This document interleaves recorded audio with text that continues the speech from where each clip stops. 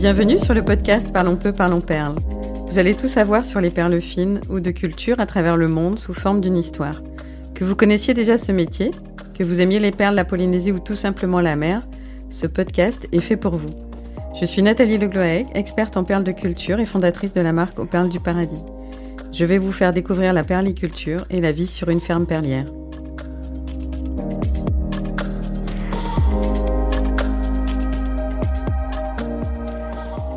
Dans cet épisode et dans les prochains, je vais vous raconter comment je suis devenue experte en perles de culture de Tahiti alors que j'ai commencé ma carrière professionnelle dans le trading pétrolier à Paris. Qui n'a pas rêvé de changer de vie ? En tout cas, moi je l'ai souvent rêvé. Je ne savais pas trop si c'était pour partir sous les cocotiers ou ailleurs, mais je savais dès mon arrivée à Paris en 1992 que je n'y resterais pas si longtemps que ça, parce que je ne suis pas du tout citadine et que moi j'ai vraiment besoin de vivre dans la nature pour être heureuse. Alors cet épisode va vous expliquer pourquoi j'ai tout quitté à Paris pour partir en Polynésie, toute seule comme une grande. Quand on travaille dans un endroit, il y a des choses qui vont bien et des choses qui vont moins bien. J'ai été très très heureuse de commencer ma carrière professionnelle à Paris en 1992 grâce à Olivier, qui m'a embauchée chez un raffineur espagnol et qui a eu cette audace parce qu'à l'époque, il n'y avait absolument aucune femme, ni dans la logistique, ni dans les achats, ni dans rien du tout. Ce domaine-là était vraiment réservé aux hommes. D'une façon générale, chez les raffineurs, il n'y avait pas beaucoup de femmes, à part pour être les assistantes de ces messieurs, mais sinon, il n'y avait pas de femmes. Donc j'ai été embauchée pour m'occuper de la logistique pétrolière pour ce raffineur espagnol, c'est-à-dire transporter des carburants d'un point A à un point B pour approvisionner des dépôts pétroliers qui approvisionneront ensuite des stations-service. Voilà, j'ai fait ça pendant 1 an et demi et puis ensuite j'ai connu un premier licenciement économique. Pas grave, j'ai rebondi assez rapidement, je suis partie travailler chez Elf et puis ensuite chez Repsol, un autre raffineur espagnol, pour créer un département complet de logistique pétrolière à partir de l'Espagne cette fois. Donc c'était passionnant, j'ai rencontré énormément de monde parce que j'ai eu la chance, grâce à Olivier, de côtoyer des gens lors de cocktails et à l'époque, l'Europe s'ouvrait et il y avait énormément de réunions pour justement comprendre les tenants et aboutissants des nouvelles règles douanières en Europe. Donc j'ai connu beaucoup de monde et c'est ça qui m'a permis d'être débauchée de boîte en boîte et d'avoir des missions toujours plus intéressantes. Je suis très curieuse de nature et vraiment travailler avec les uns et avec les autres, créer des choses, c'est vraiment quelque chose que j'aime particulièrement. Et puis ensuite, le responsable d'une centrale d'achat est venu me demander de travailler avec eux.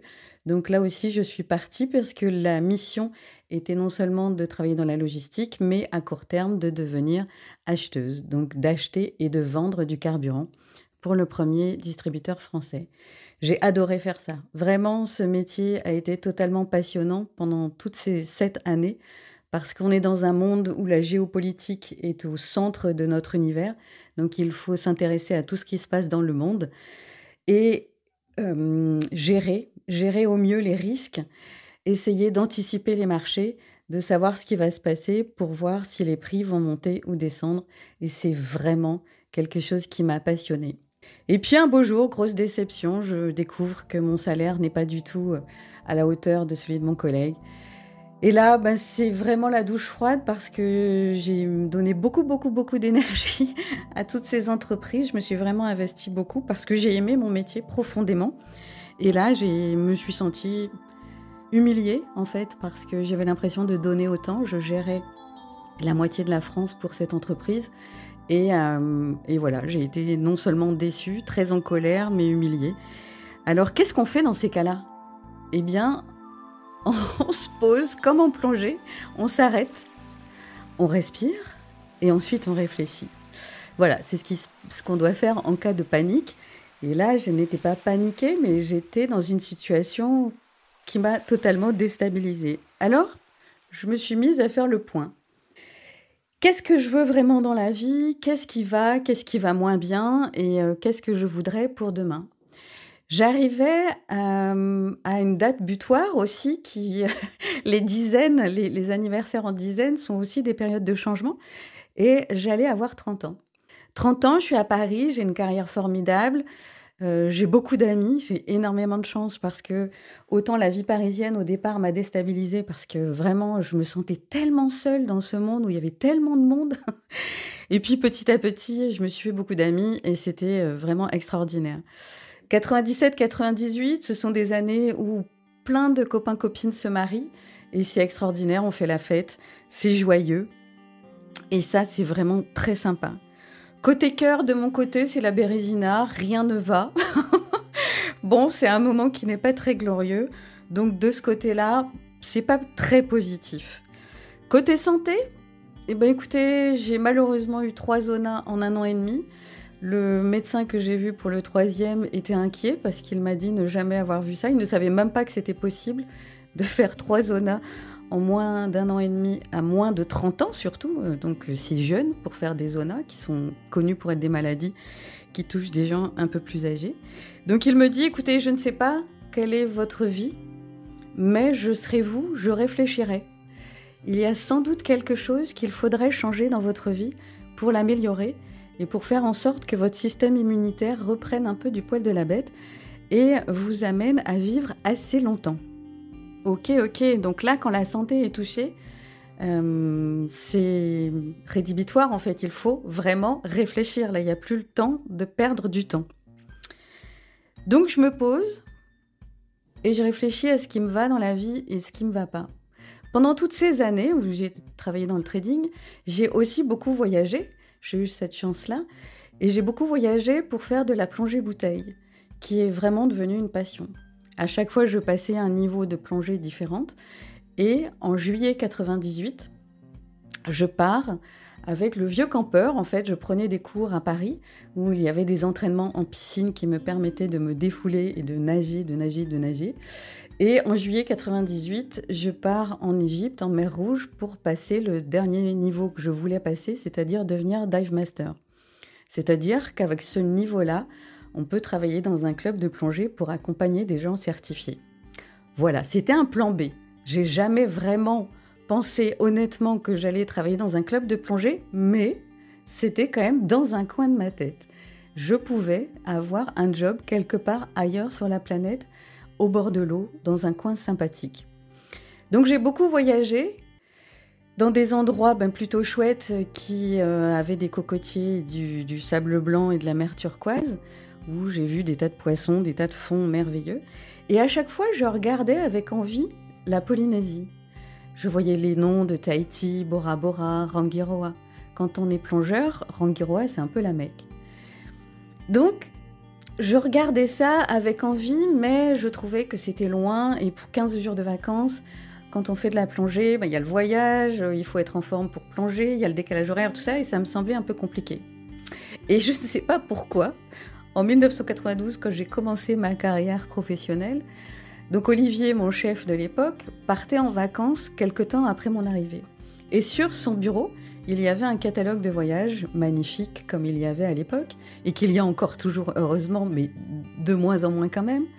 Et j'ouvre son catalogue de voyages et je tombe sur les pilotis de Bora Bora. Et alors là, qu'est-ce qui me prend ? Je ne sais pas. Ça a vraiment été dit sans préméditation. Je lui ai dit, un jour, j'irai habiter là-bas. Et il était resté me regarder, il avait éclaté de rire, et il m'avait dit, oui, d'accord, tout le monde a envie de changer de vie et de partir à Tahiti, mais personne ne le fait jamais. Et ça m'avait semblé un peu idiot, ce qu'il me disait. Et j'avais dit, je t'assure, un jour, je partirai là-bas. Bon, voilà, c'est vraiment sorti comme ça, j'avais jamais réfléchi auparavant. Et c'est toujours resté dans un coin de ma tête. Donc, 98, il y a plein de choses qui ne vont pas dans ma vie. Et quand les choses ne vont pas, eh bien, il faut assez rapidement agir pour que l'équilibre revienne et que la vie reprenne son cours agréable. Alors, je me rappelle de tout ça. Je pars plonger donc en Égypte et vraiment, après une semaine dans l'eau, où pourtant ça n'a pas été très agréable parce que ça a été très, très, très sportif, Mon instructeur était un ancien commando marine et vraiment, je vous assure qu'il ne nous faisait pas de cadeau. Il fallait qu'on ait notre diplôme de Dive Master, mais qu'on le mérite, qu'on ait prouvé qu'on était capable. Et c'était très bien, c'était très sportif. Et ça m'a vraiment plu d'être dans l'eau pendant une semaine. Et au retour, dans l'avion, là encore sans aucune préméditation, je dis à Gaëlle, l'amie avec qui j'étais, j'ai dit demain je démissionne. Alors là, stupéfaction, elle me dit tu démissionnes, mais c'est-à-dire, je dis tout simplement, demain matin, je vais aller voir mon chef et je vais lui remettre ma démission. Je vais partir. Ok, et tu pars où ? À Tahiti. Ok, et pourquoi ? Et là, je déroule très simplement en fait, j'ai tout le temps lu des livres d'aventuriers. Le livre qui m'a vraiment marqué, c'est le livre de Moitessier, Tamata et l'Alliance, qui explique qu'il a quitté le tour du monde à la voile, il était en course et il décide d'arrêter et il s'en va vers la Polynésie, donc il arrive aux Marquises et au Tuamotu, il tombe amoureux d'un atoll qui s'appelle Ae et il va y habiter plus tard avec sa compagne et ils feront du compost, enfin bref, il raconte sa vie là-bas. Et moi je suis sidérée de lire ça et je trouve ça vraiment fabuleux. Vous découvrirez dans les épisodes suivants que je vais me retrouver sur le même atoll que là où était Moitessier, comme quoi la vie est rigolote. Bref, je reviens à 98, le lundi matin, le lendemain de mon retour d'Égypte, je vais voir mon chef, je lui annonce que je démissionne. Bon, je crois qu'il n'est pas vraiment surpris, ça ne l'arrange pas que ce soit en juillet 98, parce que je ne sais pas si vous vous rappelez, mais le 6 juillet 98, la France est en effervescence, puisque le 12 juillet, il y a la finale de la Coupe du Monde, qui va rendre zinzin à peu près toute la France, et ça va être un moment vraiment merveilleux. Bref, il y a de l'euphorie, donc il m'explique que ça tombe mal. Oui, les démissions tombent toujours mal, et que ça ne l'arrange pas. Bon, comme je suis fâchée, mais j'ai pas envie de partir en mauvais termes, je reste travailler jusqu'à mi-août. Et là, mi-août, je pars vraiment de Paris, je quitte tout, j'ai lâché mon appartement, j'ai vidé mon appartement, j'ai donné tout ce que j'avais à des gens qui étaient des copains ou des gens de ma connaissance. Bref, je vide mon appartement et là, mais quel soulagement ! Je pars en Bretagne, je vais me reposer, me refaire une petite santé et finalement, je vais partir en novembre 98 en Polynésie. Et entre septembre et novembre, donc je suis à regarder comment ça se passe pour s'installer en Polynésie. Avant de quitter Paris, j'étais allée voir la maison de Tahiti et des îles. J'avais discuté avec la personne qui était là et qui m'avait raconté un peu la vie en Polynésie. J'avais pris le catalogue, j'avais écrit, à l'époque on écrivait avec des lettres.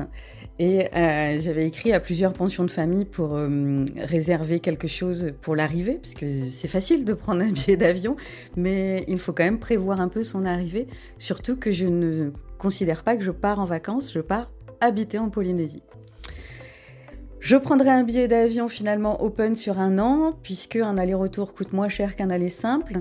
Donc je me dis, comme ça, si ça ne me plaît vraiment pas, si sur les 118 îles, il n'y en a vraiment aucune qui ne me convient, je rentrerai. Je n'ai pas de risque. Pour moi, à l'époque, je n'avais pas peur parce que je n'avais pas de risque à prendre. Et ça fait 7 ans que je gère du risque. Donc le risque, je sais ce que c'est. Et quel serait le risque ? C'est de ne plus trouver de boulot. Mais je sais que je peux trouver du travail puisque j'ai été débauchée plusieurs fois des différentes sociétés dans lesquelles j'étais. Et après, je n'avais pas encore travaillé en Europe. Donc j'avais plein de collègues en Suisse ou en Angleterre. Je savais qu'il y avait du travail. Donc il n'y avait pas de risque pour moi à partir. En tout cas, je considérais que le risque était pratiquement nul. Donc je prends ce billet d'avion open sur 1 an, mais vraiment avec le cœur léger en me disant peut-être que j'utiliserai le retour ou peut-être pas. Et je prévois donc de partir en Polynésie dans des pensions de famille, comme je viens de vous dire. Donc je leur écris.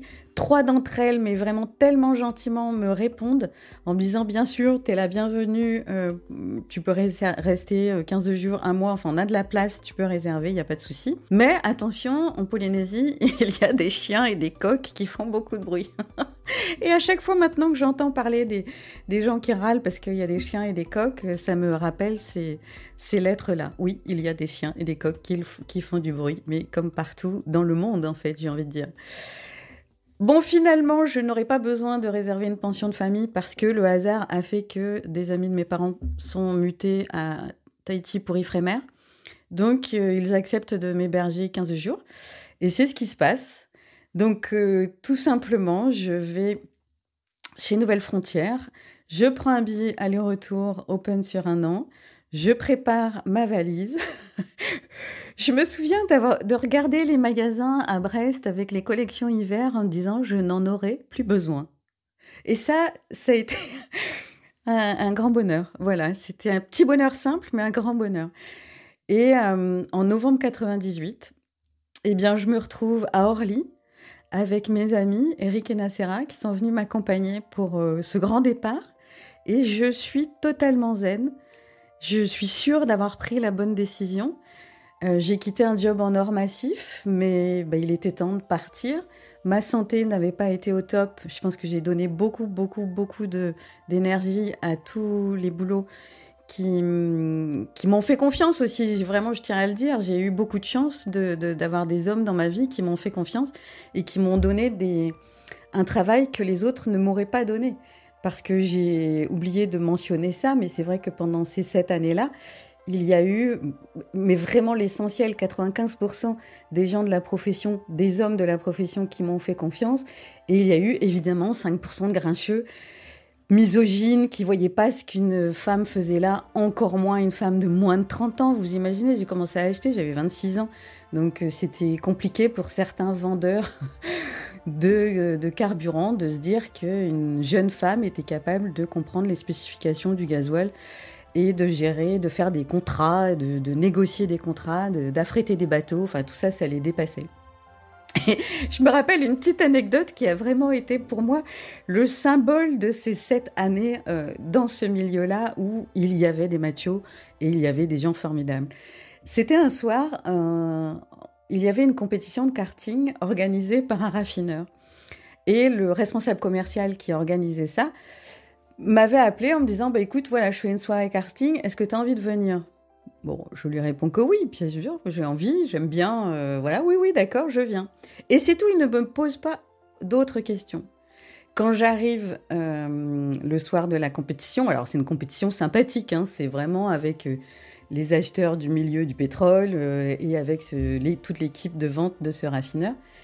Et je comprends qu'il m'a mise dans son équipe parce que je suis une femme et que pour lui, ça veut dire que je ne vais pas être en compétition avec lui en fait. Voilà, je ne suis pas capable d'être en compétition avec lui. Et lui, il adore le karting en fait. Donc il fait ça pour se faire plaisir et il a bien raison. Il a organisé toute la soirée en invitant le grand patron de ce raffineur. Il y a un podium, des fleurs et tout pour le final de la compétition. Mais ça, je le découvrirai à la fin. Bref, on est, je crois, 25-30 à être invités. Donc, on commence à tourner, à voir un peu, reconnaître le circuit. Et puis, on rentre au paddock. Là, il est déjà énervé parce qu'il voit que je ne suis pas si nulle que ça, que je sais conduire un kart. Donc, il est fâché parce que je ne lui ai pas dit que je savais conduire un kart. Je dis, c'est le propre d'un commercial de poser des questions pour savoir à qui il a affaire. Et pourtant, on se connaissait depuis des années, mais pas sur ce plan-là, évidemment. Et ce qu'il ne savait pas, c'est que les années précédentes, j'avais été invitée par un autre raffineur à faire les 24 heures de la distribution. Bref, c'est une grosse compétition, et là, qui se passe au Mans, sur le plus grand circuit de karting de France. Donc, j'avais eu la chance d'apprendre le karting au Mans. Enfin, c'est un truc complètement démentiel.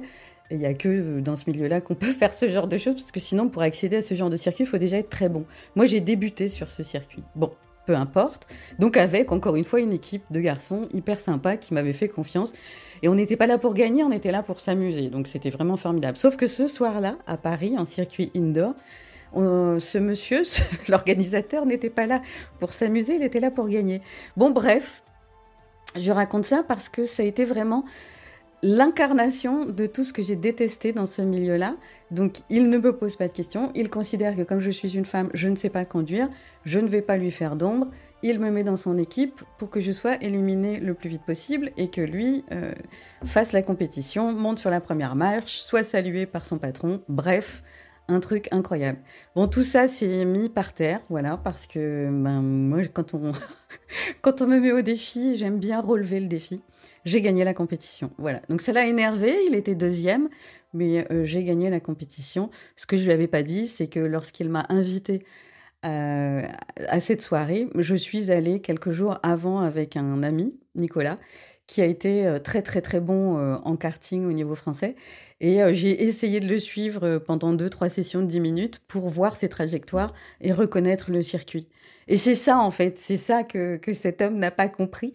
C'est que moi, quand on m'invite quelque part ou quand je ne connais pas quelque chose, je m'entraîne, j'apprends avant de me mettre au défi. Donc j'avais appris, j'étais déjà allée sur ce circuit. Mais évidemment, comme il ne m'a pas posé des questions, je n'ai pas fanfaronné puisque je n'avais absolument pas à le faire. Bref, c'était l'incarnation de ces 7 années dans ce milieu-là.